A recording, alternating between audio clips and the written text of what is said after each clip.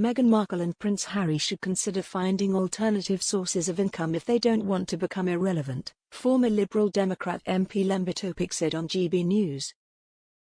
Now that the Sussexes no longer act as working members, they can no longer justify their current streams of income and will gradually lose their appeal until they become pointless, the Liberal Democrat MP suggested. Mr. Opik said, without some external justification for being famous, they can't sustain that. So, what we're seeing here is this slow and inexorable decline from grace because they bit the biggest hand that could possibly feed them, the firm. Now, I don't know whether they're trying to reconcile with the firm or not, but here's a clue.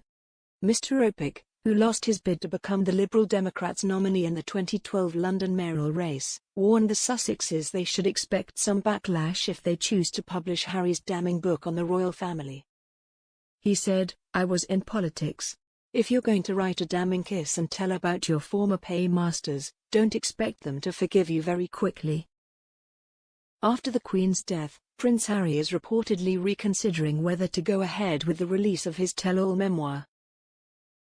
He has reportedly asked his publisher, the Penguin House, to amend some of the most damning parts of the book in a bid to reconcile with the royal family. The publishing giant had already overseen a rewrite of the first draft, which was deemed disappointing and too emotional, a source told The Sun. The publishers paid £17.5 million up front because they knew whatever was written would be huge for sales and exposure all around the world, the source said. But the first draft was a bit too emotional and focused far more on mental health issues than they wanted. The publishers are reportedly hoping to release the book this year ahead of Christmas to boost sales, as a lot of money and energy has been spent to make sure it comes out this year, the source added. And having invested such a huge sum of money in the Duke's memoirs, said The Telegraph, the publishers are likely to want the book to be as revelatory as possible.